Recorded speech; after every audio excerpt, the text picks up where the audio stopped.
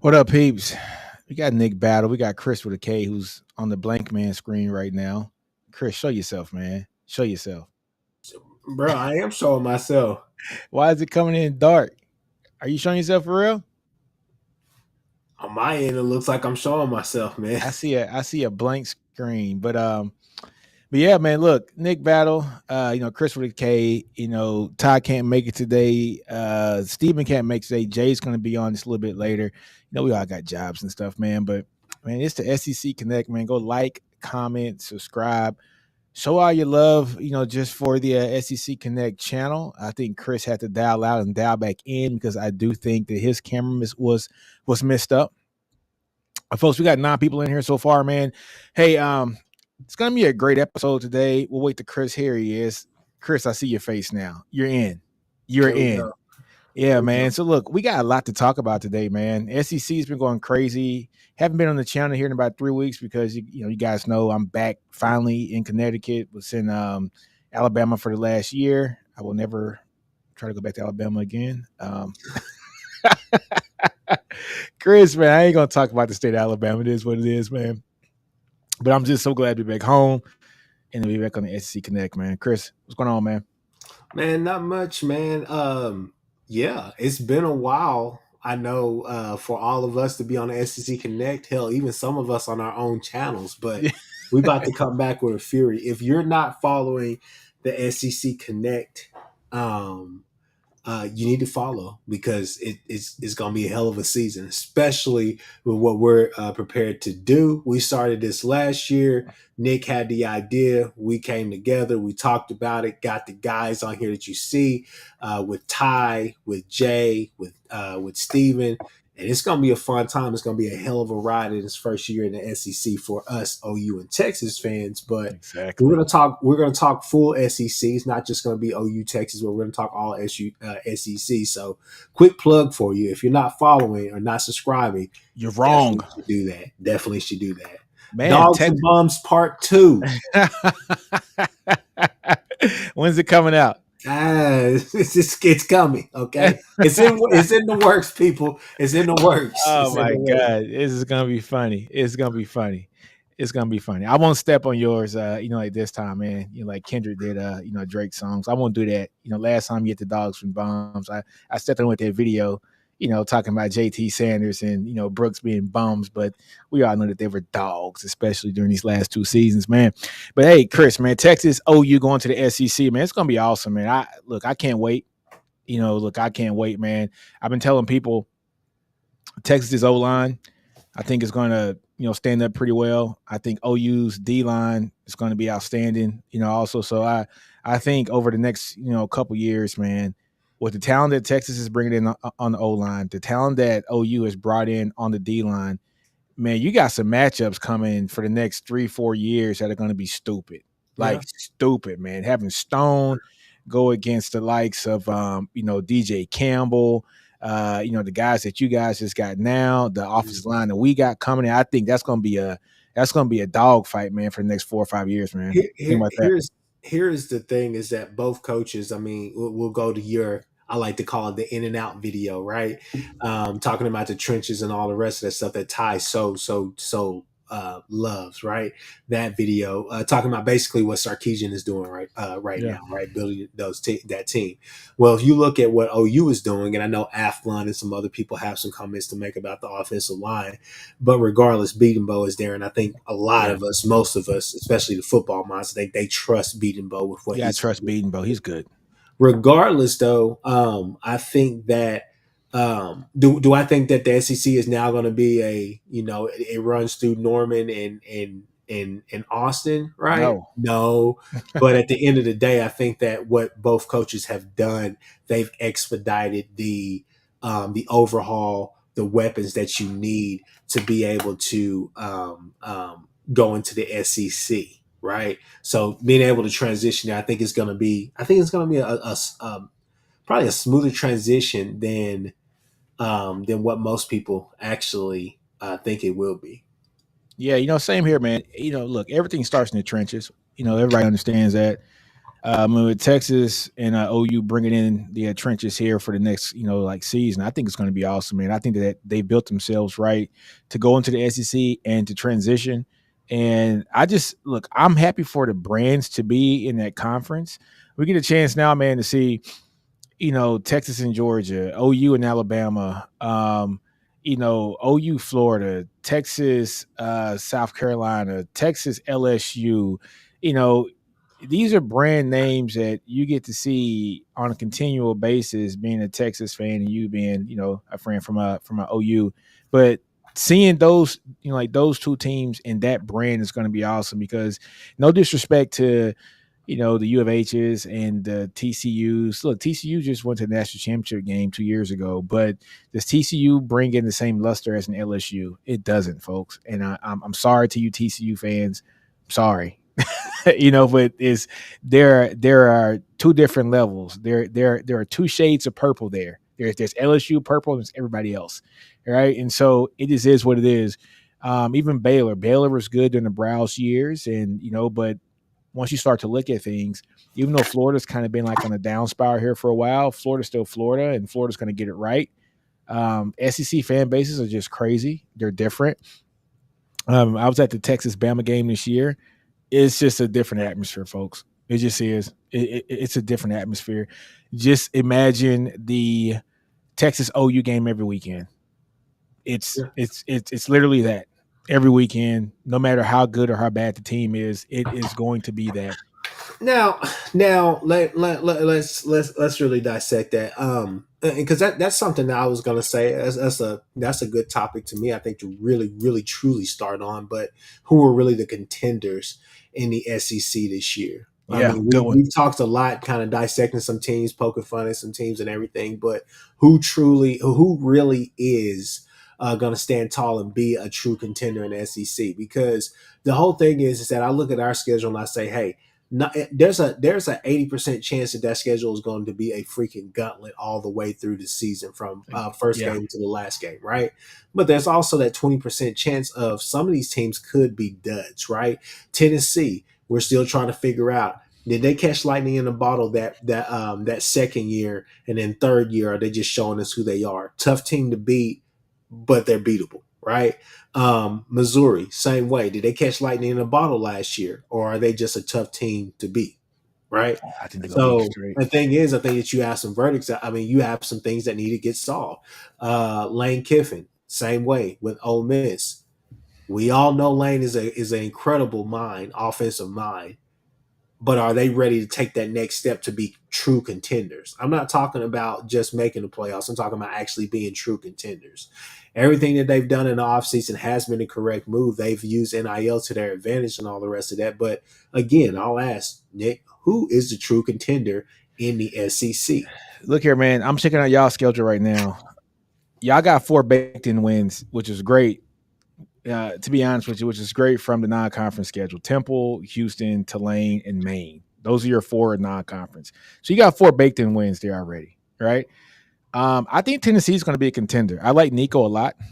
I think Nico's going to be a bad boy, man. I think they won, what was it, 8 games last year, and that was in Uh, spite of the quarterback. Around that, yeah. Yeah, and so Milton was not the guy for that offense. So Hooker was great, and so to go from that to,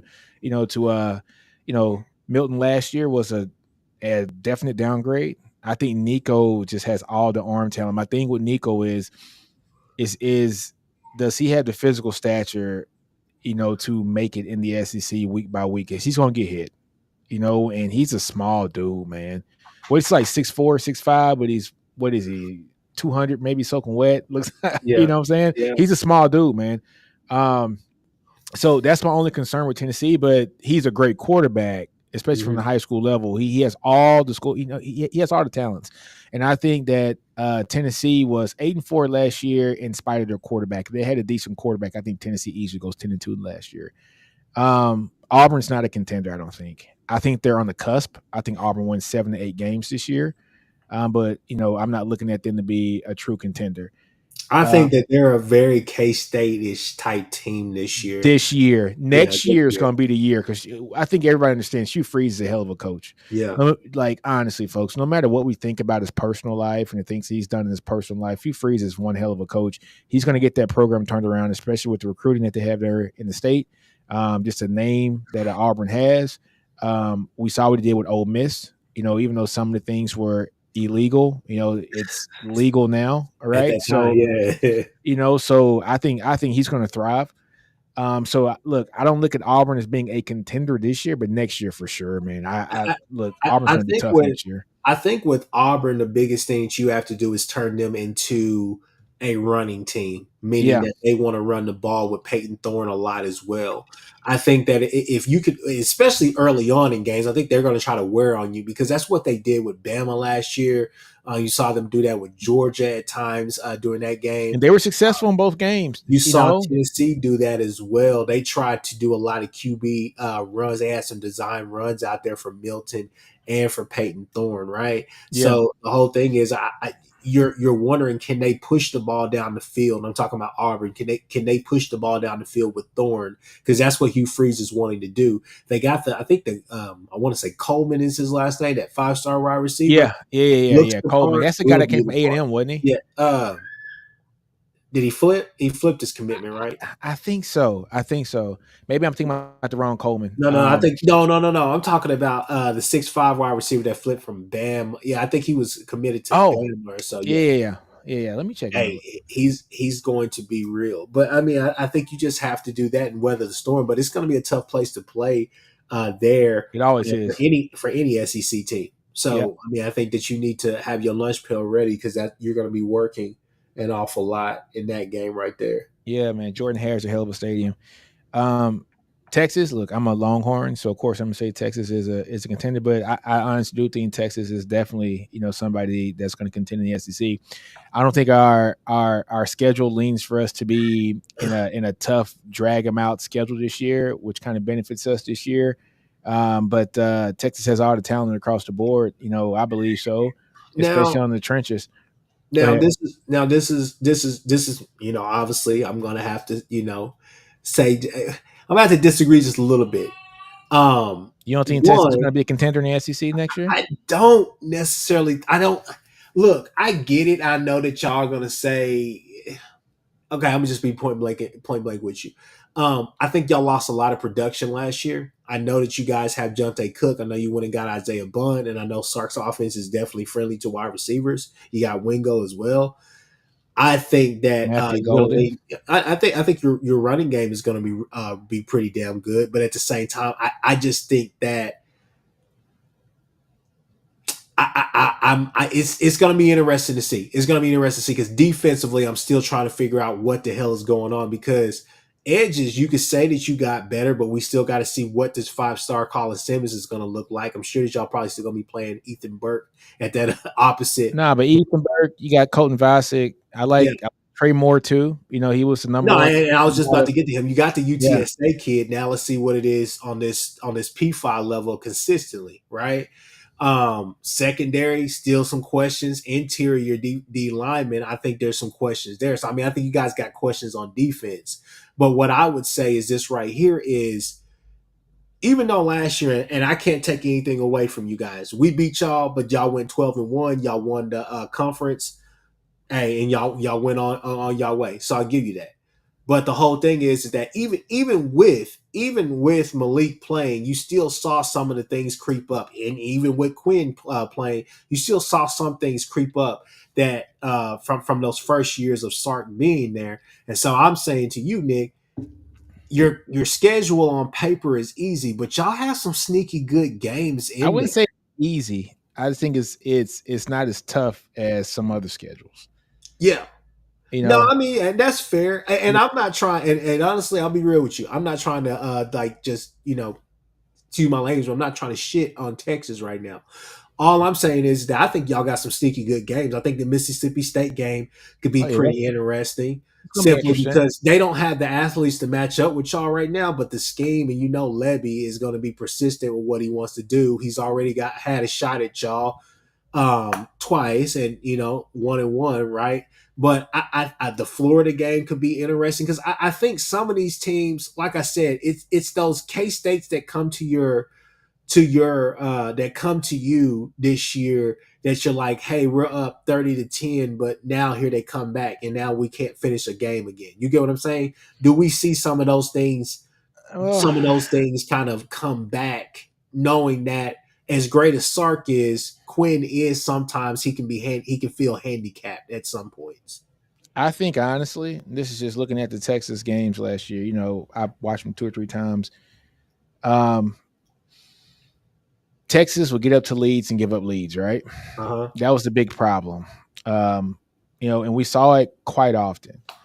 The Texas would get a good lead, and then they would give it up. Now, we had a lot of secondary issues last year. And the secondary issues last year, not due to the talent per se. Well, I shouldn't say that. We didn't have the speed in the secondary that was necessary to be able to play great defense last year on a continuous basis. We stopped the run, exceptionally well last year. Now, of course, we got the DTs that are gone. Sweat and Murphy are gone. That's going to be the biggest need. I'm way more worried about the defensive tackles, just like Davey Fockett said up here. I'm way more worried about the DTs and the wide receivers. I'm not worried about the wide receivers. I think Sark's scheme, you get athletes in space, and in his scheme, I think the offense is going to be fine. I'm not worried about the offense. The offensive line is going to look good. Brooks got hurt last year against Iowa State. And, I was like, holy snaps, what's going to happen now with the season? And what happened? CJ Baxter and Jaden Blue kept it moving like none other. Like, didn't skip a beat at all. And so I'm not worried about the running backs. I think that the running back room might even do better this year than last year. And look, folks, I say this every year for the past 3 years. Even though Bijan got drafted with the 7th pick of the draft, last year to the Falcons, I told people that Jonathan Brooks was going to have a season that was going to mirror Bijan's season from last year, and people gave me hell for it. And I said, for one thing, Jonathan Brooks is a star, but also our offensive line is going to have the continuity that is going to produce. And they did. Our offensive line put a lot better last year, which opens up holes more for the running back. And Brooks had a hell of a season. Brooks gets hurt. What happens? CJ Baxter steps up and does this thing, and Jaden Blue, he does this thing. And we are looking at probably a 2-headed monster this year that's going to be really good. And it's just like the room is stacking up with other 4- and 5-star guys. And I think we're going to be totally fine. We're going to be totally fine at the running back position. Wide receivers are fine. Defensive tackle is going to be the one. We will see. I think on the offensive line, I'll say this right here. I mean, I'll go ahead and admit it. Kelvin Banks is going to be a top 3, top 5 pick in this upcoming draft. But I will say this: I think I'm definitely looking for a maturation with your offensive line. Can they be that more physical, especially in the trenches now? Because you don't think they're going to be that physical? The OU game was a perfect example. The defensive line was more physical than them. DJ Campbell, guys like that, they just it was another level. I would say for the first half, and then the second half, it evened out. That's just in the first half. I mean, think about it. I'm not taking the win away from OU. OU had a great game. They won the game. For as bad as Texas played, that game should went on to the last second. Let's keep it honest. As bad as Texas played, that game.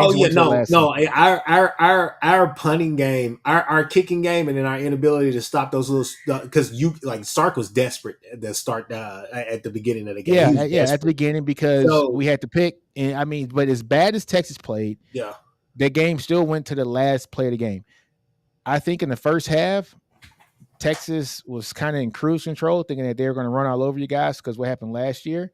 In the second half, you can see that offensive line woke up. I would say second half was, I mean, come on, man, Levy. That's all I gotta say. Levy just some Levy has nothing to do with the Texas offensive line. I'm talking about keeping y'all in the game because I Levy to this day. But I would say that for me, but what I'm trying to say is simply this right here. Against I just feel like now the trench play is going to definitely be it, and I think there are some weak points on that offensive line. So I'm ready. I'm looking to see has Give me DJ one. guys like DJ Campbell DJ Campbell, who we're counting on to be honestly who has probably more upside than Kelvin Banks. Is he going to take that next step to really dominate on the offensive line? I mean, there are some questions there. I'm just saying. There's questions on our offensive line as well. I'm not saying that. I'm just saying. out of all the people on the offensive line that I would question, I don't think DJ Campbell, as a Texas fan, is the one that I would be questioning. He's probably the third or fourth one that I would be questioning. If I were an OU fan, the person I would be questioning on the offensive line would probably be, is Cam Williams going to produce like Christian Jones did? That's my first question. And now I think he is, because we saw him in limited action last year. He played well. A lot of opposing fans would probably question, is the center position strong enough to uphold some of the nose tackles that are going to be in the SEC? Hayden Connor at the left guard, hell of a pass blocking. Can he fortify more as a run blocker? Those would be the questions. Yeah. DJ Campbell was probably not the guy. I think Campbell's going to be fine. We saw exactly what he did against the likes of Alabama. I mean, he was probably the most physical person on that field against Alabama. He played well pretty much all season. I mean, of course, the OU game's OU game. We lost that game last second of the game. It just is what it is. You can't win them all. I just know that I find humor in the fact that I know that y'all lost so much production, but it's that easy just to click it like that right there and everything's gonna go. And I think that you may be discounting that a little bit too much. No, I'm not in Sark's offense. I'm not worried about the skill position. As Sark's recruiting the guy he wants. We see the kind of profile that he wants.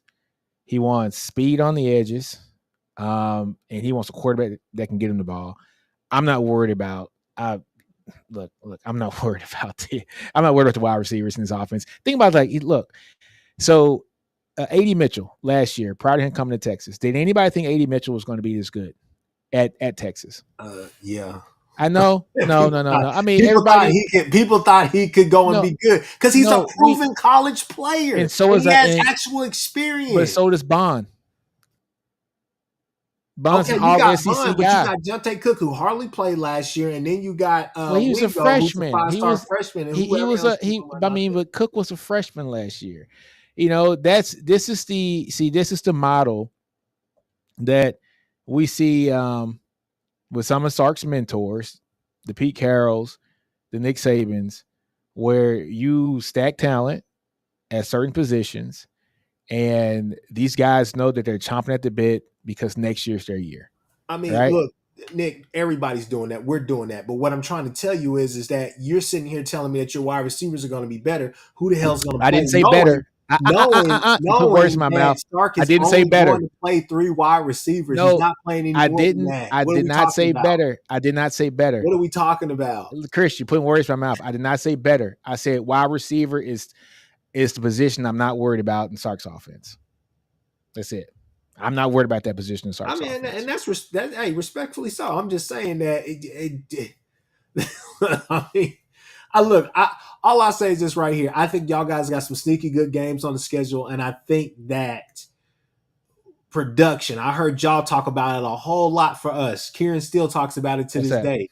I think production matters, and I think the fact that you lost so much of that, and I think losing Sweat and Murphy that was crazy. That's huge. That's our biggest, to me, that's our biggest worry on this team is losing Sweat and Murphy. Who's going to replace Sweat and Murphy?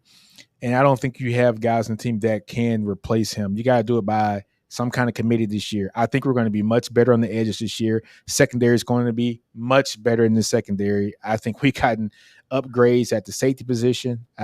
Look, I think we're going to be fine in the secondary. Getting a guy, like Andrew Makuba coming from Clemson, all ACC player. I mean, he's a good, very, very good safety who can bump down and play nickel as well. Brooks leaving, you have an opportunity for Barron to not only play nickel, but to also play cornerback, but also have Andrew play a little bit of nickel, Jalen Gilbo too as well. I like their shot in the secondary, but you're right. It is in the interior defensive line is the problem. That's why you see Texas has recruited and got transfer portal guys like crazy because they're going to have to do this by committee. Guys like Vernon Broughton got to step up. Alfred Collins has to step up because they got to be the next in line. Like, Man, Alfred Collins has been yeah, he has like 8 years, bro. Yeah, I mean, but same thing with Sweat. I mean, that was the knock on Sweat was he's got to be the guy, right? And when he got his opportunity, he was the guy. You know what I'm saying? So we'll see what happens, honestly. But look, wide receiver, I'm not worried. I'm not worried about the skill positions at Texas.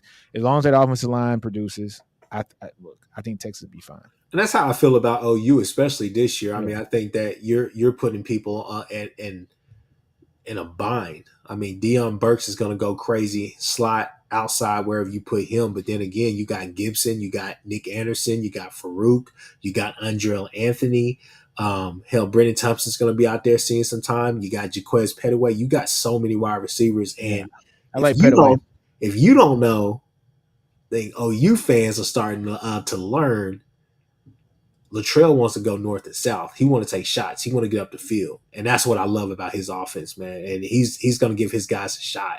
So it's going to be interesting for both of those teams.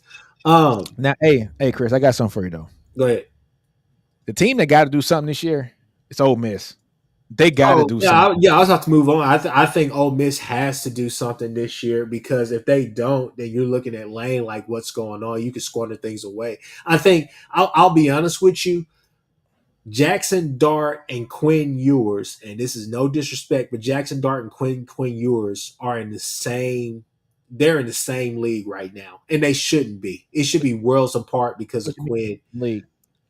Reason why I say that is because they are both the most. They are two of the most frustrating quarterbacks in the country right now. Simply because the type of upside that they have, they just never really play to it.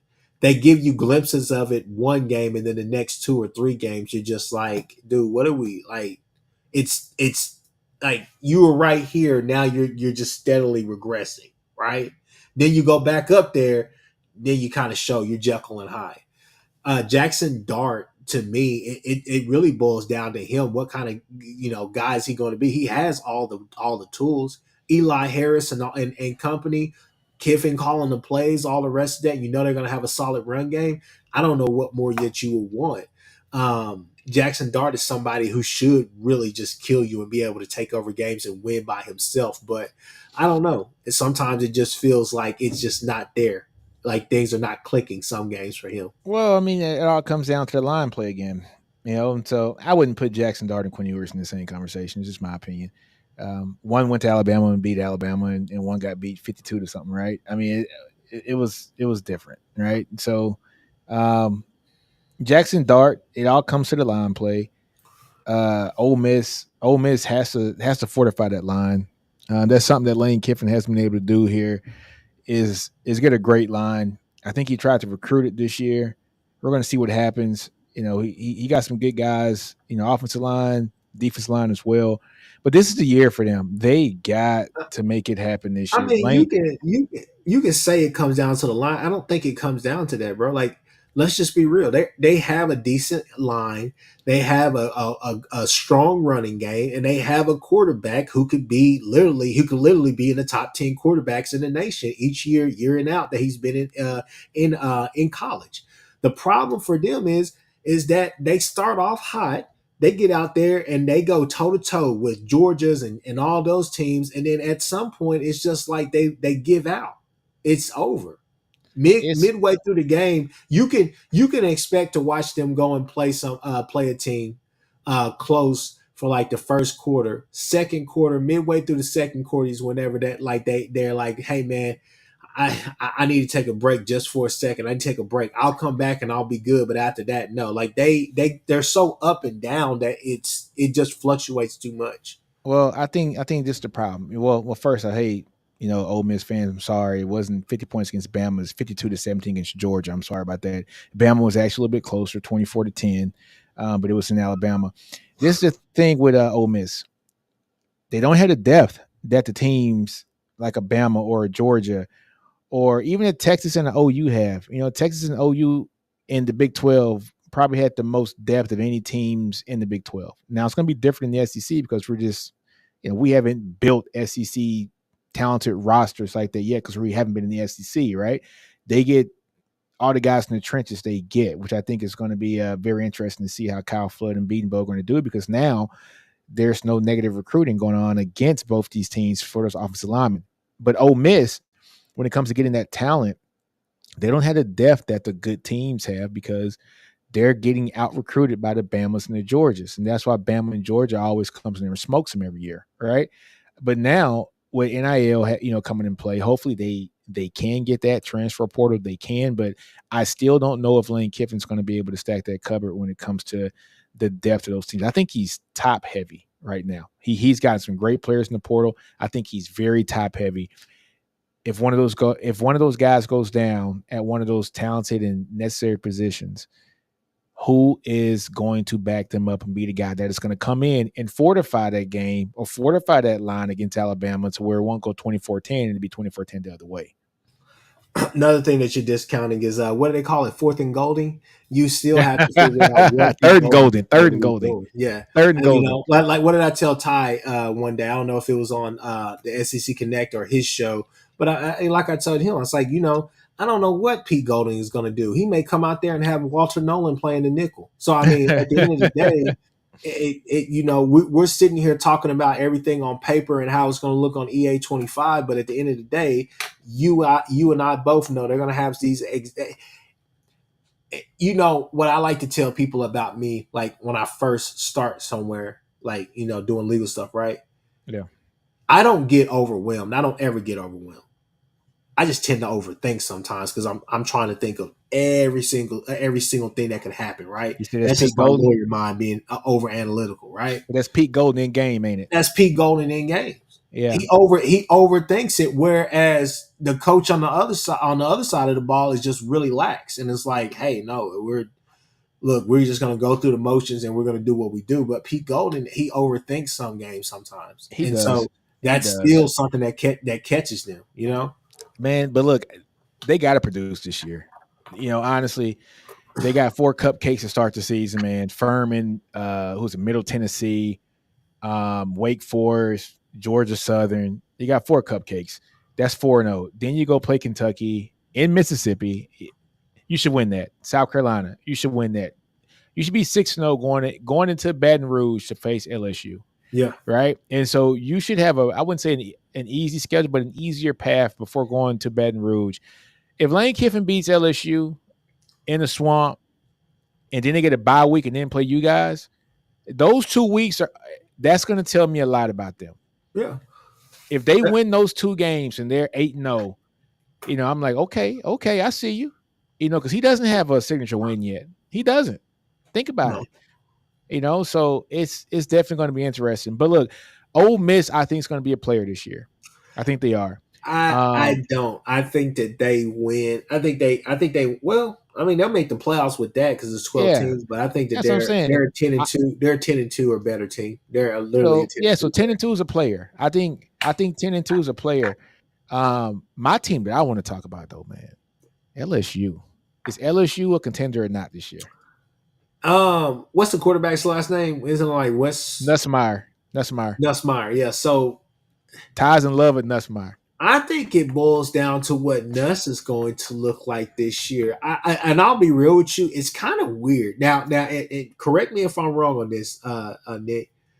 It's kind of weird because even though Buddy won the Heisman Trophy last year, Jayden Daniels, you don't feel like the expectation is for Nussmeier to come in there and automatically win a Heisman or live up to him.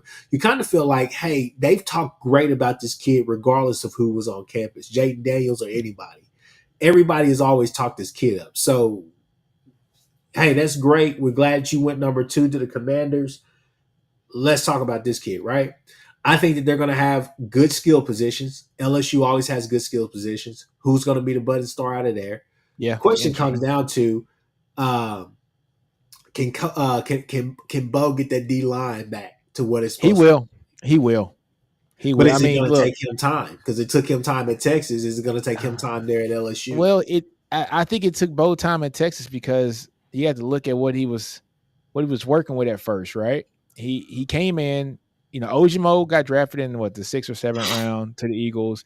Coburn got drafted 7 rounds to the Chiefs or something, right? But um, he had to like flip a switch on those guys. LSU has so much talent. People don't understand the amount of talent that comes from the state of Louisiana, Well, look, right? we always talk about that, and look, nobody's discounting that they have talent, but the fact of the matter is that they got to produce. They had talent last year, even though Wingo was undersized in some aspects. Wingo was still a really good D lineman. I thought that there was nothing wrong with that Florida State game. Oh, there was nothing wrong with the D line in that Florida State game. There was nothing wrong. They were getting pressure. They were getting there. It was just the fact that secondary wise, it was not what what you're used to seeing there Yeah, at, at LSU. Yep. LSU. And the thing about it is this right here is that look, on around the table sports on Ty's show, right, on Monday, I said, hey, look, we talked about hot seats. I said, realistically, you're probably looking at Dave Aranda, right? But I said, if I'm just being unrealistic right now, I'm looking at Brian Kelly. And the reason On the why hot seat. I said, yeah, trust me. Look at the word I said before I even said that. I said unrealistic, right? But Okay. at the end of the day, he's not going to get the same leash that he had at Notre Dame. He's not going to be able to stay there forever and have mediocre seasons. Now, go and try to tell somebody it's okay to have Bo Pelini at your program, winning 9 to 10 games a year. That's great. LSU is kind of a different beast. They want to be in that blue blood conversation. They want to be a part of that. They think that they should be a part of that. They think they already are a part of that, right?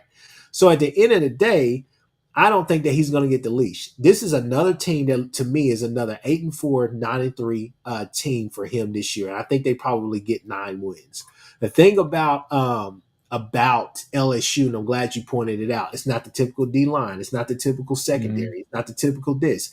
That's because that's the Brian Kelly effect. Brian Kelly is a really good coach. I will say that. But I don't know if the philosophies of the type of ball that they want to play at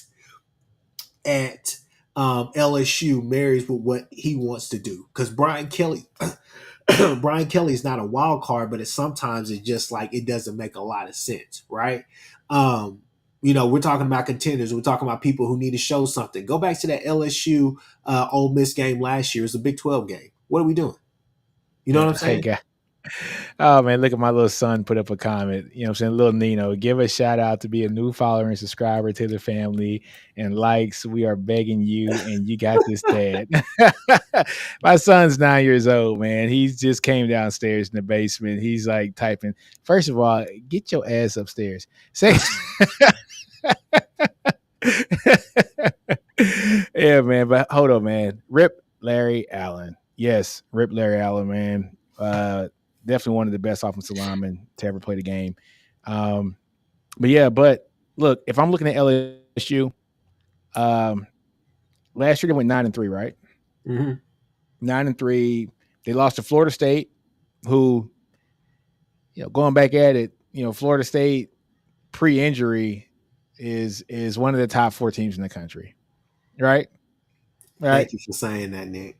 No, but I'm being honest. Is that true? That was very true. Very true. Yeah. Pre-injury. Yeah. No. Yeah.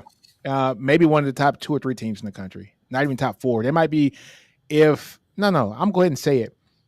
If they don't lose their quarterback and they're undefeated like they were last year going into the playoffs, they're probably the number 2 team in the country. Not probably, because they would have been it would have been them and Michigan undefeated, right? In Washington. And Florida State's resume was better than Washington's. They'd have been the number 2 team in the country. Hands down, right? Then they lose to Ole Miss, 55-49. That defense, Lord have mercy, that defense, 49 points. I'm sorry, 55 points. Both teams, 55 and 49 points. And then they get beat by Alabama. And that was when, didn't Daniels get hurt in the second half? I want to say yes. And that game was pretty close going into the second half, right?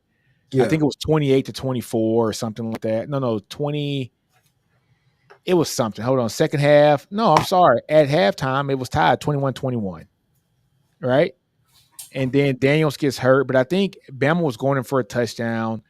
So Daniels gets hurt. Nussmeier has to come in and finish, I think, half the third quarter and all the fourth quarter, right? And then so Bama runs away at the game by 14 points. So I can't really fault. I won't say I can't fault the losses. My son, this dude's crazy. I can't really fault the losses when your best player gets hurt. Almost like with Florida State, but Florida State kept winning, but but their schedule was a little bit easier. 9-3 is not bad for the season that they had last year. They lost to the ACC championship, who should have been playing for a national championship. They lost to the SEC champion, and then they lost to Ole Miss. Right, Ole Miss was the one I think that they should have won. Right, and so not too bad, not too shabby, not too shabby. In the previous year, what did Brian Kelly do? He beat Nick Saban his first year, right? They ended up going, what was it, 9-3 again? Mm-hmm. No, they went 8. No. Last year was 8-4. So yeah, but that was when they kind of gave up at the end, right? They got beat by A&M at the end. That was a weird season. That was weird. But you know what, Chris? Now I think about it, you might be right. 8-4, 9-3. If Brian Kelly goes 8-4 again, you know what I'm saying? No, I mean the whispers started to come in there. Look, the first year he salvaged that year. Second year, okay, he got a Heisman out of it. That the quarterback coach or the offensive coordinator is gone now. I mean, you start hearing the whispers start getting louder, but it to me, I think it kind of turns into a Les Miles situation to where they're kind of giving him the hint like, hey, you gotta win this next year or, we gonna be talking. Because like I said, I just don't think that he gets the luxury of staying there that long like he did at LSU, right? Now, at Notre Dame, excuse me. So honestly, this season for LSU is not going to be that bad this year. And, so Jenna asked a question, is the game against USC on the road or neutral site? That's a neutral site, right? And so they got USC as the first game. Well, first, let me pull up the schedule. How about that? Let's just share the screen. Let's see, LSU Tigers first season. All right. So let's look at boom. All right. So first game of the season is USC neutral site. Come on, zoom in. For some reason, I can't zoom. But anyways, all right. So you got USC as the first game. I think LSU. I don't know, man. Is USC going to be better? I don't. Look, I got. Honestly, I have USC winning that game. I think USC is going to be. You said what? I said I don't know, man. I think LSU gets that game. I do, simply because that's the type of game. 1 second. That's the type of game. Are you there? Yeah. Oh, yeah. Okay. I'm here. Yeah, no, that's the type of game to me that Lincoln excels in, those opening games. I know right now all eyes, the word on the street is that he's trying to run away from that game, trying to cancel that game, trying to get away from that game. But which is crazy. These games tend to go in favor of Lincoln because although you can say, oh, he's running the same offense, fact of the matter is, people, he's gonna have some new wrinkles in there. There's gonna be some trick plays that and it's gonna be the first game of the season, so he's gonna be working. Lincoln first 2 or 3 games of the season is a different animal. And I don't think people realize that because he has all off season to kind of get ready for this. It's towards the end of the season where he's kind of ran out of tricks is when it kind of changes for him. Yeah. So I think you're right on this, Chris. He's going to have a bunch of wrinkles in his game. But and I think Miller Moss is a solid quarterback. He's not Caleb. He's not. I don't even think he's Spencer Rattler, but I think he's a solid quarterback that can get it done. He's talented, huh? Is he better than Nussmeier? And is the talent from the skill position going to be better for USC? And that's the question, because I don't know who the hell they really have outside of Branch. But I do know. I do know this though about Lincoln. Lincoln's going to have talent that can catch the ball. And I think Miller Moss has a big arm as well. So I think he can get it done. And the thing is that he's had 2 years to sit back there and watch this offense. So I don't know. And this may be a game where you see 2 quarterbacks, where you see a kid from UNLV as well. So, I mean, Miller Moss is looking over his shoulder because the incumbent starter is right there and the kid from UNLV as well. He may give them a change of pace with his legs as well. So it's going to be interesting, man. I think that South Carolina could prove to be somewhat of interesting. It should be a blowout, but I think that I think honestly the two Cali teams are on your schedule. That is what should be really interesting. You got you got USC USC, UCLA. basically on the road, and then you got UCLA coming to Baton Rouge. So it's gonna be interesting, man. They'll beat Bruins. They got the Bruins. So they start off. Look, you got USC. I got LSU beating USC. You got them losing. So look, let's just say that the Trojans win that game, right? So you got 0-1. All right. So now they're 1-1 against Nichols. They beat South Carolina, I think. Now you're 2-1. I think they beat UCLA. They're 3-1. They beat South Alabama. You're 4-1. Ole Miss is the game, right? I mean, Ole Miss has a lot of games like this year that are kind of the game. That's gonna be interesting, man. And it's in Baton Rouge. I got LSU winning that game. I do. I look at them 5-1 right there. Arkansas, they beat Arkansas. They're 6-1. A&M and LSU has been a sneaky little good rivalry going on, right? And it's at Cal Field. You know what I'm saying? That's been a sneaky game. I'm gonna say, and I want to talk about Texas A&M next. That's who I want to talk about. Yeah. That's gonna be interesting, dude. They got a pretty favorable schedule, actually. But A&M. Does LSU beat A&M? No.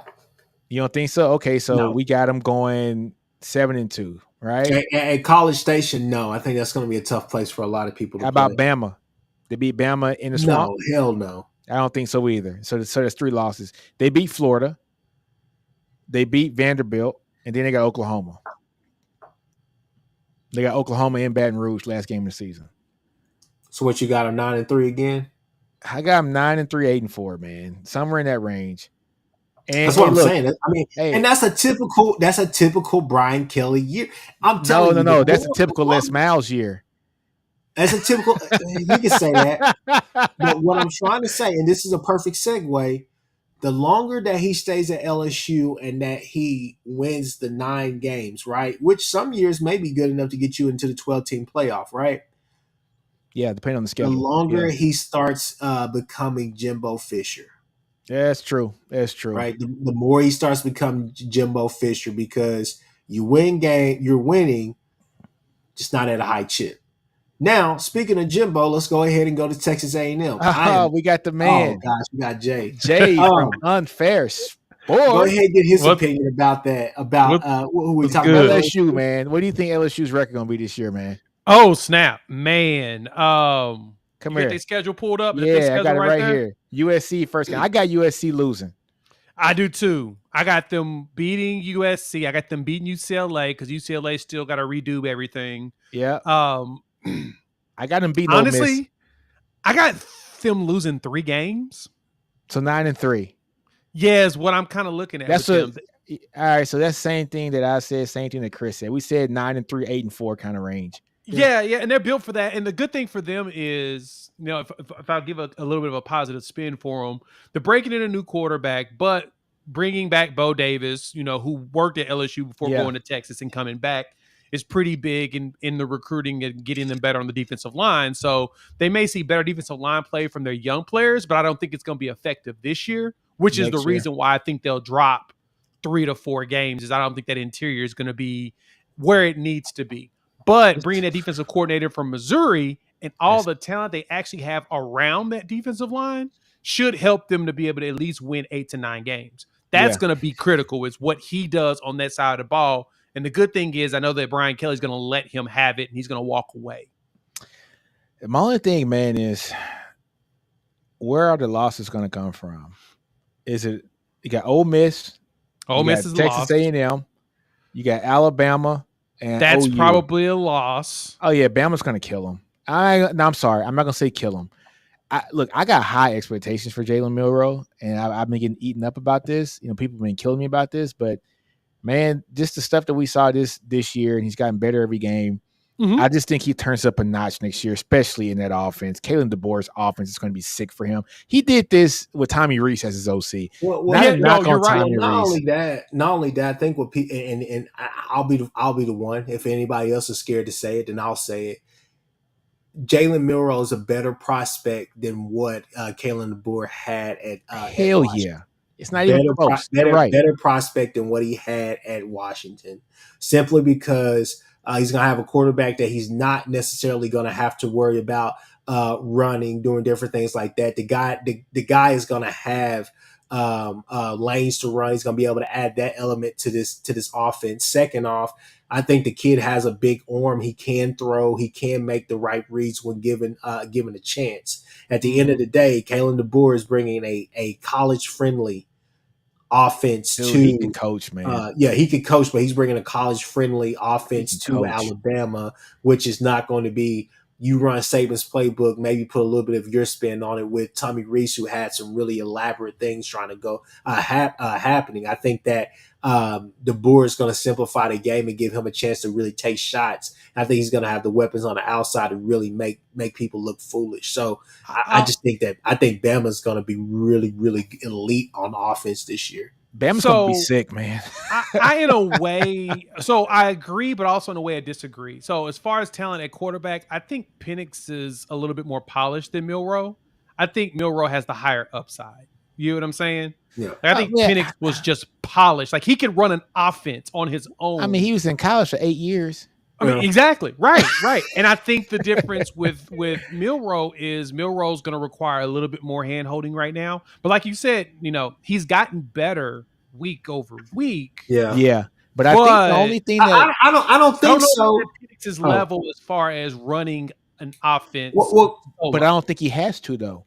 Fair. That's fair. That is fair. Because one thing that Milroe can do that Penix wouldn't do was run. Well, Nick, not only that, but what people could Penix run?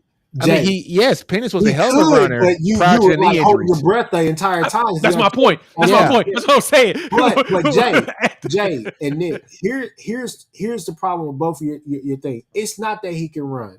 It's not that he needs hand holding or this or that, whatever. You got to understand that offense is predicated on what the wide receivers do. The wide receivers get option. They're basically running option routes. They're not just running. They have this is your route. They get to break off and they get to kind of freestyle a little bit. They put a lot of onus. They put a lot of focus on or emphasis on the wide receivers being able to make those plays. If you go back and watch what I'm gonna butcher his last name, but Odunze. Yeah. Odunze. Yeah. However you say his name. If you go back and watch him and some of the other guys, bro, some of the plays that they were making, those weren't just that wasn't even scheme. That was just them being able to beat being elite. Guy. It's just them being elite wide receiver. It's kind of like Hidden Hooker with Tennessee. Yeah. Yeah. Right. The wide receiver, those wide receivers, Hyatt and all. They were just Hyatt and right. Yeah. That's the exact same thing we saw at Washington. Is those receivers was just at another level to where, like you said, they could go out there and do their own thing and they're going to get open and get catches, right? But I don't know if Bama has it this year. You don't think they have it? Wide receivers? I don't know. Yes, that's true. That is true. I don't know what the wide receiver room truly looks like, right? Like Bond was their. Well, I don't know.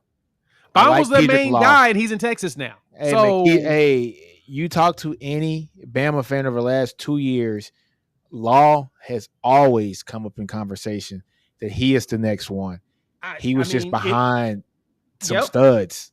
Just like JoJo Earl, he ended up falling in the depth chart and going to TCU and looked pretty solid there. I get that.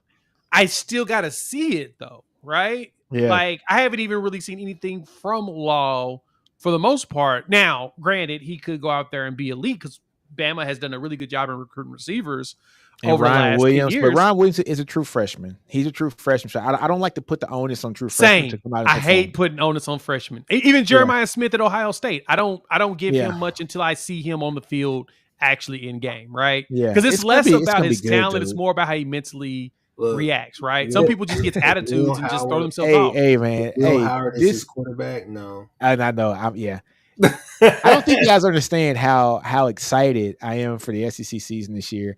I mean, breaking in Oklahoma and Texas, breaking in Kalen DeBoer, bringing him into the SEC. Dude, just the storylines.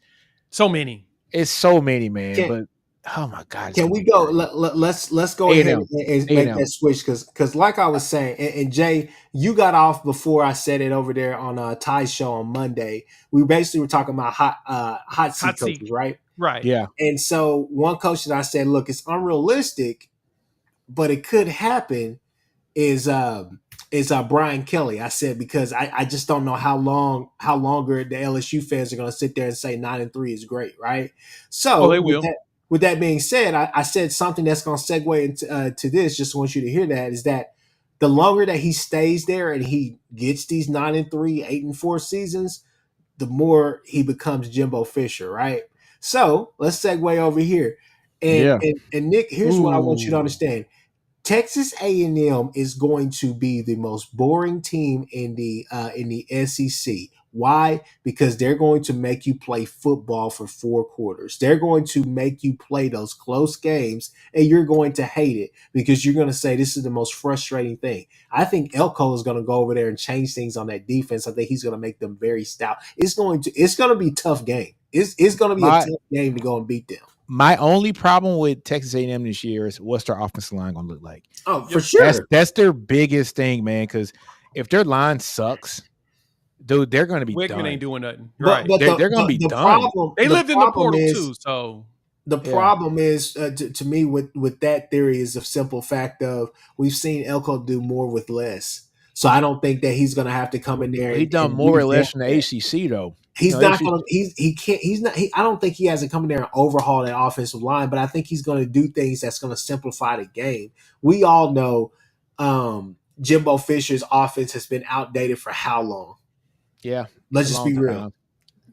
it's fair. That's fair. And Elko's not walking in there with an antiquated offense or defense. He's walking in there with some stuff that actually works today. So I totally get you there, Chris. And it's going to be one of those situations where he's going to grind you out. Now, I disagree with your thought on the Brian Kelly piece. I think LSU fans will be fine with him winning back-to-back 10-win seasons and keeping it that way, because traditionally when their coaches win national championships, they forget, they lose their damn minds, and then they start like having like girlfriends come on the field and call plays during practice, and then they start That's fair. actually losing a lot more than they should, right? Like That's the Les fair. Miles era was that he was complacent and refused to change. That's what they had. In order to get rid of Cam Cameron, they had to get rid of Les Miles because Les Miles refused to let go of Cam Cameron. It was at the point of, dog, your boy's offense is just so antiquated. It's not doing anything. We've got talent and you're winning 8 and 9 games every year, but we need you to get back to the 10 because you can with this talent. I don't want to get rid of my guy, though. I love him. So we got to fire you and him. So we got rid of both of them, right? Well, Orgeron's biggest problem was he became the mayor of Louisiana after winning that natty, and he lost his mind, divorced his wife. Miss Kelly was gone. And after that, I was seeing that dude walking around Las Vegas with 20-year-olds. Told me everything I needed to know about what was going on in his world, right? Yeah. So unless Brian Kelly loses his mind after he wins a natty, in which he's unfortunately on the trajectory to win a title at LSU, because that's just what happens there. Every so many years, a random coach wins a title because there's so much talent, and then, you know, a blind squirrel finds that nut. He's probably got that opportunity in the next 3 years. But I don't think they would fire him because he's winning 9 and 10 games. Nah, Unless he shows that he's not trying to make change. Firing that defensive staff, he went 10-3 last year, and he fired his whole defensive staff and replaced them.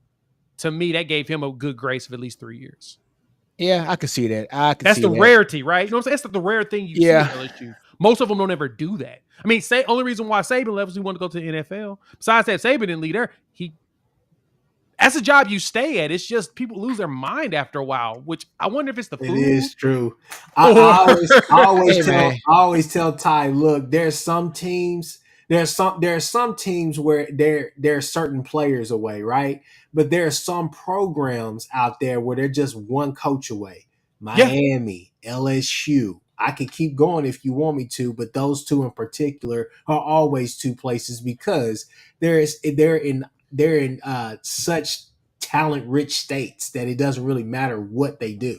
They Or just Rock, have to you go hit a out there and be 5-star, able to- right? Yeah, they just have to be able to go out there and just coach. And that's where the problem runs into it, is that after a certain point, I don't know if it's the voodoo or something there, they all lose their dang minds. Like, I mean, Yeah. you got 3 national championships out of 3 coaches, and only one of them we think is an actual real coach. right? Yeah. We don't think the other two are real coaches, but they got 3 titles from 3 different coaches, which is bananas if you truly think about it in the last 24 Yeah, years. it's true. That's true. But look here, man. But just getting back to A&M. I want to go back and look at their last season, right? And so in the regular season, they lost 5 games, right? Yep. About an average of 7 points. Okay. They lost against Miami pretty bad, 15 points, 48-33. Bad game. Okay. They lose to Bama 26-20.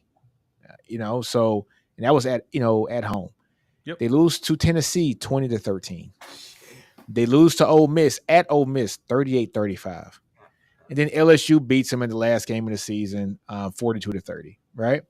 Mm-hmm. But I go to say this, those last 3 games, they didn't have Weigman in because he didn't play in week 4 through 9. Nope.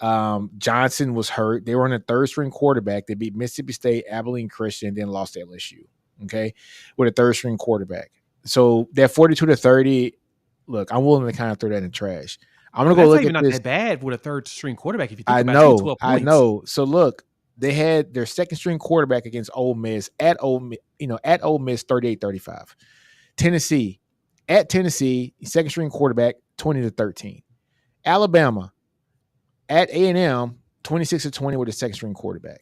They were up 24-21 in the 3rd against LSU. I'm not making excuses for Texas A&M because I would never do that.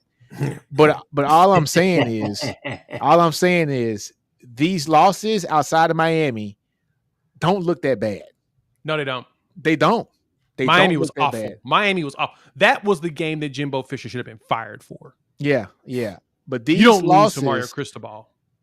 These losses outside of Miami don't look that bad. So is the Elko turnaround program, is it really that large of a turnaround program? That's the question. It's not, because look, he has a Lamborghini simply because of the money. He's just still putting the wheels on there. He's over there trying to put Pirellis on a Lambo. And he's like, that don't really work that much. You know what I'm saying? Trying to put some BF Goodriches on a Lambo. Exactly. He's like, hey man, where the low profile at? What we talking about? You putting Pirellis on this thing? Anyway, biggest thing, hey, we gotta give a shout out to that guy who's a 3rd-string quarterback for them last year. I thought he played a hell of a game, to be honest with you. Hey, he didn't play bad. I mean, look, you come in as a 3rd-string quarterback and you go 2-1, and the only team that you lose to is LSU at the Swamp. Yeah, I was like, I mean, it wasn't that bad, but no, I think defensively though they're gonna be stout. I think he's gonna take some of that talent that he has on there left over. I think he's gonna be stout, man. He's gonna make those games very hard. You're not gonna. I don't think that they get blown out this year. No, I don't. Look, I don't think that they get. I think that they will be in some games where they maybe give up 30 points, and that's what it takes to beat them. But I do not think that they get blown out this year. I don't. So look here though, man. Look here. Their defense, they gave up 10 points to New Mexico. Okay, cool. It is what it is. They gave up 48 to Miami. Okay, they gave up 3 to Monroe. You know what I'm saying? They gave up 10 to Auburn, 22 to Arkansas, 26 to Bama, 20 to Tennessee, 17 to South Carolina, 38 to Ole Miss, 10 to Mississippi State, 10 to Abilene Christian, and then 42 to LSU. If I read you those scores, man, I'm thinking if my defense is giving up 20 points to a 19th ranked team in the country and 26 points to the 11th ranked team in the country, I'm winning them games. You know what I'm saying? If my defense only gives up 20 points in the SEC on the road, 20 points, I should win those games. And so you're not wrong. His defense is set. I mean, look, A&M's defense was good last year. I think anybody can say that they were a good defense. The thing that got them in trouble was their offense couldn't generate enough points to help that defense. If that offense could have generated more points, that defense is on the field less, and they don't give up as many points in some of those games. They lost to Ole Miss with 1 minute and 40 seconds left in the game. Dude, yeah. I was pretty happy. Winston Junction with that touchdown. So yeah, you kind of got to give him a little props on that, right? Yeah. I think that A&M will. I think Elko will shop. It's the good thing for A&M too. On top of getting Elko is remember that Elko was there 2 years ago. So a lot of the recruits that are in their junior know senior him. year, They know him. They know They his know system. him. They know his Same system. dude. He recruited them. Exactly. So look, they understand that, which is you can't really beat that. Yeah. So, okay, honestly, let's look at their season. Notre Dame, A&M versus Notre Dame. Who wins that game? It's at Cal Field. I got Notre Dame. I'm giving it to A&M in that one. Ooh. Who you got, Chris? Who you got? I'm gonna go with Notre Dame. Okay, so the panel says Notre Dame.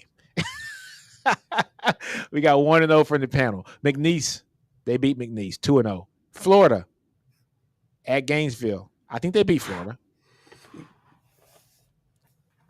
I think Florida wins that game. Oh, you think so? I think Florida's going to shock us this year. You think so? I really do.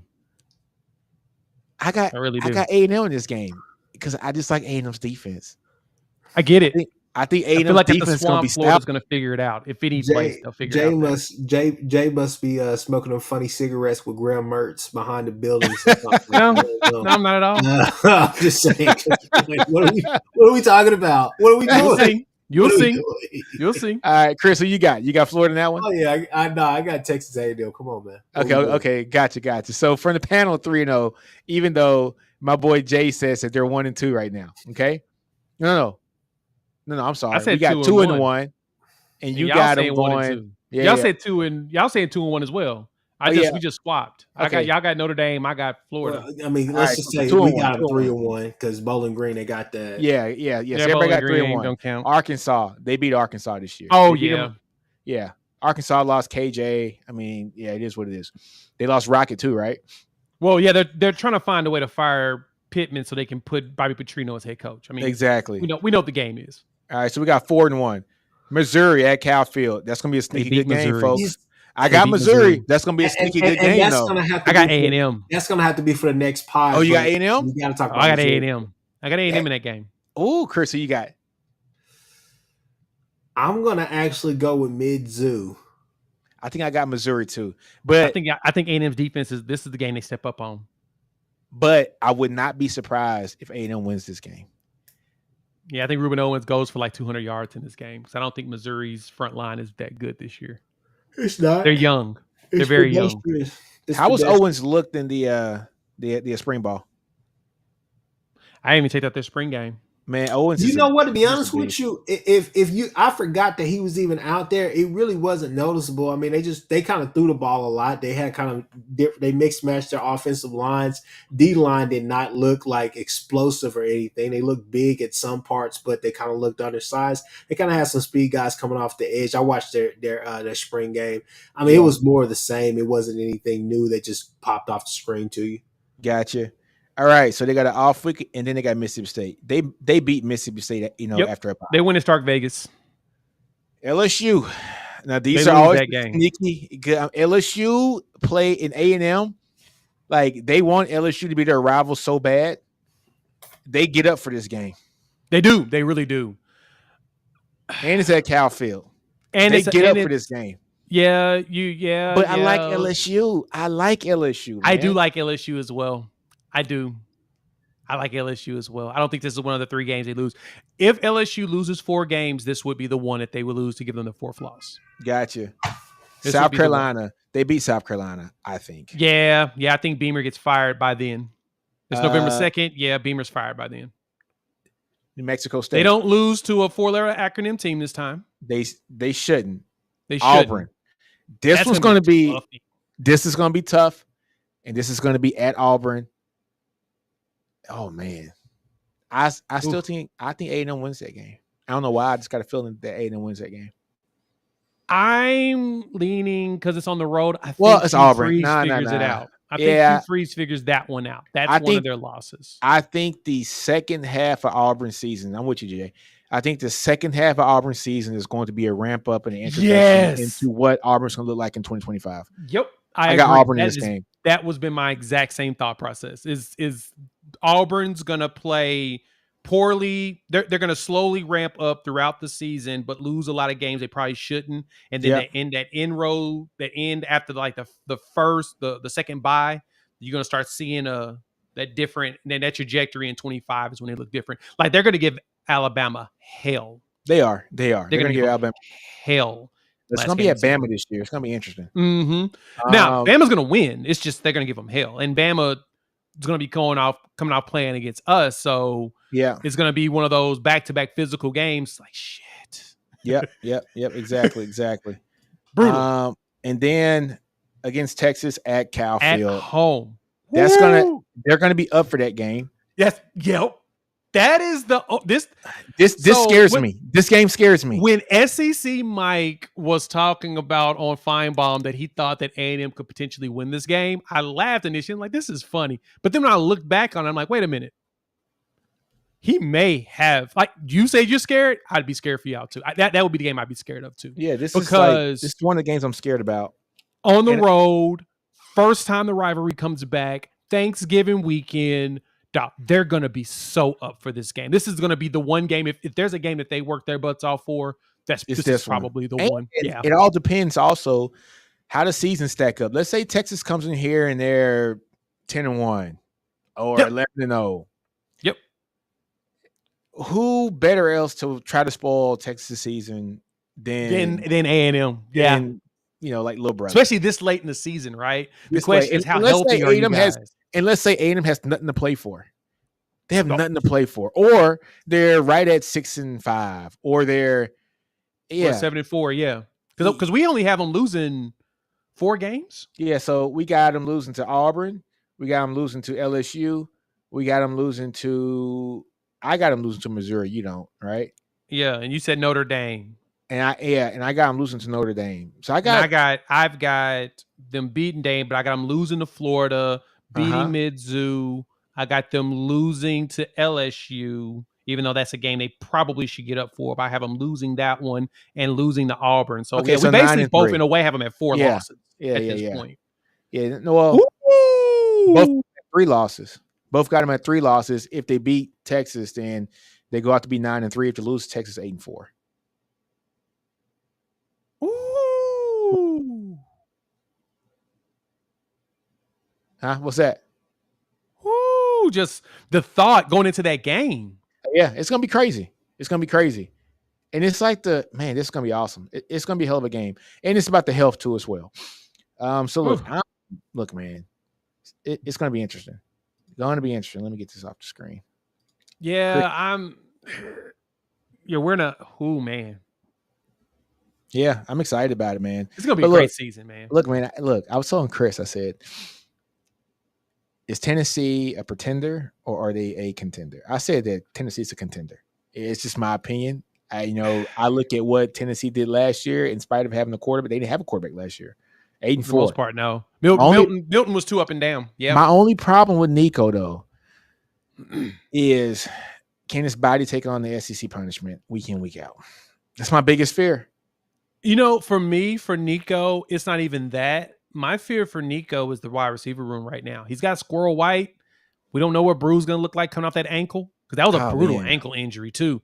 Yeah, man. I don't know what the wide receiver room looks like right now, and I'll need a year for me to be sold on that wide receiver room. Now, does that mean that it's not, like it's going to be bad? No, I don't think that they're contenders this year. But I do think next year they'll be a force. But the bigger problem for them, too, is they'll lose James Pierce. Like, Pierce is going to have that defense basically on his back. Yeah. But is he going to be like Harold Perkins, where the whole rest of the defense is just awful, and he's the one thing that's just shining light? That could be a good that's chance. The question. Yeah. That's a good chance that could happen. Hey, man, but getting back to the Brian Kelly discussion, Chris was talking about the defensive line. And I look at, dude, they got Dominic McKinley last year, right? Number 13th ranked prospect in the nation, 6'5", beast, 280 pounds. I wanted him so bad. I wanted him. He's a freaking stud, dude. He's a stud. Don McKinley's a stud. Not only did they get him, they got who's the other defense lineman they got? Oh yeah, Gabriel. Yeah, what's his name? Yeah, Gabriel Relaford. He's from Shreveport. like from Evangel Christian Academy. He's a smaller guy though. He's 6'3", 255. So I'm thinking he's more of an edge prospect. But just the interior defensive line looks like Don McKinley's the only one that they got in the last year's cycle. So yeah, no, I'm tripping. fish. Sean Washington, he's a big boy, 6'4", 310-pound guy. Yeah. That's true. Yeah. You know what I'm saying? Yeah, Big Sean, you got Dominic. So you got Oh, those two and then Ahmad was that bro? Yeah, bro. Out of the other Louisiana. Yeah, Ruston. He's out of Ruston. But he's 6'3", 250. I mean, so he's a guy that's gonna need some development, or he's playing the edge. You know what I'm saying? So guys, and CJ Jackson. CJ Jackson's another development piece. Like they got a lot of defensive linemen in this I think class. Those guys are going to have to be developed, right? And that's why I say I think their interior is going to be a problem for them this year. Yeah, because they're going to have to develop all these young players. Let's try 23. Who are the guys they got the previous year? Who should be sophomores coming up? Back from 23. That's one of the other problems. You got Deshaun Womack. Yeah, I like Womack, but he's more of an edge. He's an edge. Him and Jackson Howard are both edges. Yeah, both those guys are edges. On the interior, I don't think that's none. You see Brian Kelly. You can't do that. That's why Brian Kelly that's why Brian Kelly went and asked, "Hey man, don't you want to come back home?" That's why he put it on the phone, because they ain't got nobody. I mean, they went and got Jalen Lee out of the portal. That's it. Jalen Lee came from what school again? Florida, right? I think so. Yeah. That's it, bro. That's it. That's why they're struggling. Well, Jordan Jefferson as well. He was a 2019 player. Oh yeah, Jefferson. Yeah, I remember Jordan Jefferson from West Virginia. Yeah, but I mean, that's why you saw them hardcore in the portal this past year too, right? Hey, that's why you saw them going in for Dominic. That's alarming. Williams. That's alarming. Hey, we were talking about this a while ago, man. We're like, hey, man, they're struggling on that defensive line, and it's not from lack of true talent, lack of experience. Yeah, they got guys that need development. And it's the problem is that's not going to help them this year. But that's the problem with the state of Louisiana. A lot of the kids there are developmental pieces. You got to develop them. That's why I think Bo Davis is going to be outstanding there, because he will develop. The only knock on him was his recruiting. And so you're going to have to. But he's at Louisiana. He ain't got to recruit that hard. You throw a rock. That's true. You throw a rock. And then, look, man, you guys know I'm from Louisiana originally. Yep. Kids grow up to want to go to Louisiana. You know, like they grew up to want to go to LSU. You know, it is what it is. The schools' colors are purple and green, and some are yellow and green. Yeah. They're wearing purple, gold all the time. It's all the time, dude. So, yeah, it's going to be interesting, man. The question is can was it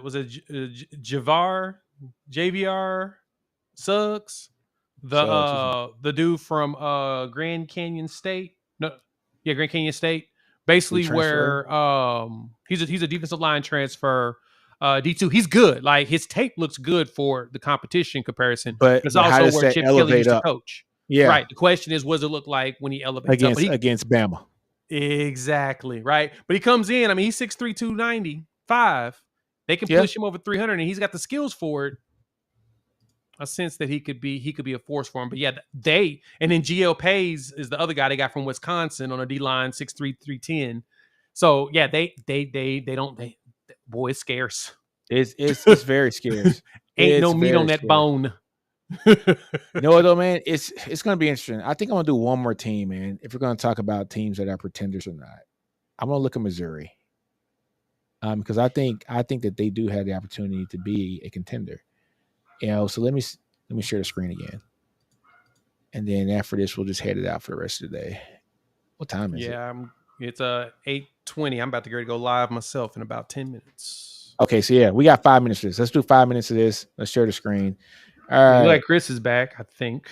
No, he's not back. He had to hop off. I know he had left, and then he jumped out. But yeah.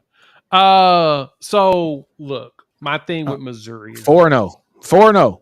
They better be 4-0. Then A&M. All right, so you say A&M's going to win this game. I think A&M wins that game at home. I think they get up for that game. Okay, so 4-1. Okay. They beat UMass 5-1. Mm-hmm. They got Auburn They got Auburn I at think home. this is when Auburn starts their trajectory up. This Yeah, is they that got Luther. game that's the cycle turns. Now, so this is my only thing about Missouri, right? You got one of the most talented and skilled, probably wide receiver rooms in the country. You got Luther Burden. He might be the best wide receiver in the country, right? Right. People are sleeping on them losing Schrader and how big of a loss that is. Yep. Schrader was everything for them against Ohio State, against an Ohio State that did not care about that game. Yeah. An Ohio State that had a fourth string quarterback that was basically a walk-on, and their defense was basically abusing Missouri throughout most of that game. And then Schrader just, how many yards? He had about two something that game? Or Yep. You finished that big, but the beginning of that game, yeah. not what the end of that score was. Yeah. So it was at the point where Ohio State was like, you know what, I'm really tired of this game. We just want to go home. Yeah. So this Auburn game is going to be interesting. Okay. Bama game, they get beat by Bama. I think Bama beats them at the crib. So we'll take the Auburn game and put it away right now, right? Mm-hmm. All right. So right now, minus the Auburn game, you say they got 2 losses. Then they got a bye week. They go Oklahoma. What do you think about that game? I think we beat them. Okay. So you got 3 losses. South Carolina. And it's all because of defense. So yeah, that's 3 losses. South Carolina's good. They should beat South Carolina because I think South Carolina's no coach. Yep. Sark Vegas, you win it. You win in Sark Vegas. Yep. And they beat. Now this one. No, they're gonna be Arkansas. No, they'll beat Arkansas. They should. I think they beat Arkansas. At this point, that should be when Pittman's fired. And you know how guys get up for the new coach. Yeah, I still got them beating Arkansas. They don't have any players. Man. They should beat Arkansas. They should actually handle Arkansas. All right. So what you got is 3 losses right now. I think they beat A&M at College Station, but you got 3 losses. I got 2. The Auburn game is the one. Honestly, I think they beat Auburn in Missouri. I think it's a close game, but I think they beat Auburn in Missouri. I don't know, man. I don't know. Their schedule is so favorable, man. But they lost their defensive coordinator, right? To LSU, right? And defensive line coach. And I think it's another position coach they lost. I think the safety coach took a defensive assistant job with them, with LSU. Yeah, they brought in a dude from South Alabama who did well. Yeah. Now, I don't know, man. See what it looks like. It's going to be an interesting season. It's going to be an interesting season. Is. You know what I'm saying? It's gonna be fun. Oh, no, what's Stephen G time? Hey, Nino, before you leave, who wins the softball natty? Shut up, Stephen. I don't know. I don't have they the looking TV on too good yet. right now. What's the score, man? It's What's 5-1 Oklahoma. Oh, shit. All right. They just hit 3 home runs. So, yeah. Oh, my God. They hit 3 home runs already? That sucks. All right. It is what it is. But, hey, man, you got 7 minutes to get to your show, bro. All right, guys. All right. We out, man. Next week.